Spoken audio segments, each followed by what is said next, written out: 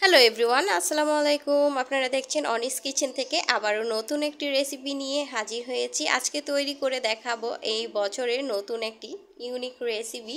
চলেন কাঁঠাল দিয়ে কিভাবে লাচ্চা পরোটা তৈরি করতে হয়। এখানে আমি বেশ কয়েকটা কাঁঠাল নিয়েছি। কাঁঠালটা একদম নরম, অনেক পাকা। এই কাঁঠালটা এখন কাঁঠালের কুশ থেকে বিচিগুলো ছাড়িয়ে নিয়েছি। স্ট্রেনারের সাহায্যেই আমি কাঁঠালের রসটা বের করে নিব। বের করে নেওয়া হয়ে গিয়েছে, আর বাকি যে এগুলো আছে এগুলো আমি ফেলে দিচ্ছি আটা। আজকে আমি আটা দিয়ে লাচ্চা পরোটা তৈরি করব। 1 কাপ আটা দিয়েছি, স্বাদ অনুযায়ী 1 টেবিল চামচ তেল। উপকরণ খুব ভালো করে মিশিয়ে একটি ডো তৈরি করে নিয়েছি। কাঁঠালটা যেহেতু অনেক মিষ্টি, তাই এখানে চিনি ব্যবহার করছি না, চিনি ছাড়া দিয়েছি। আর এরকম লাচ্চা পরোটা অনেক আমার চ্যানেলে আরও 2-1টা আছে, চাইলে দেখে আসতে পারেন আমার পেজে যেয়ে। এখন এখানে খুব ভালো করে মিশিয়ে নিচ্ছি, সফট একটি ডো তৈরি করে নিব। তো কত ধরনের পিঠাই তৈরি করে খেয়েছেন, একবার লাচ্চা পরোটা খেয়ে দেখবেন ঠিক কেমন হয়।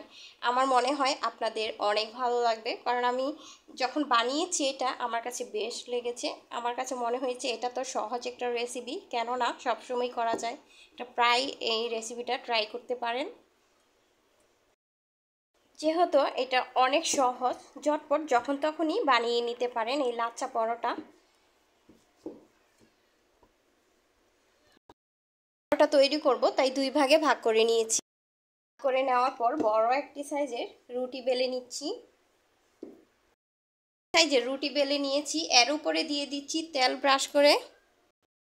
নেওয়ার পর দিয়ে দিচ্ছি আটা ছড়িয়ে। দেওয়ার পর ঠিক আপ দিয়ে এভাবে একটু করে দিয়েছি, তারপর ছুরির সাহায্যে এভাবে একটু কেটে নিলাম। এভাবে করে আমি মুড়িয়ে নিব। তবে এই পাশটা যেন সমান থাকে,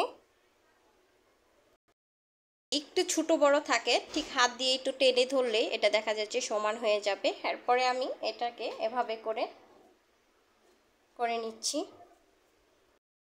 বড় একটি সাইজের রুটি বেলে নিব।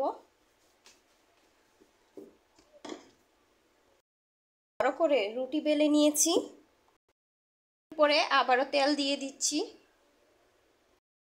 দেওয়ার পর আবারও একইভাবে আমি আটা ছড়িয়ে দিচ্ছি। দেওয়ার পর আমি ঠিক এভাবে করে আমি ভাঁজ দিয়ে নিচ্ছি। এভাবে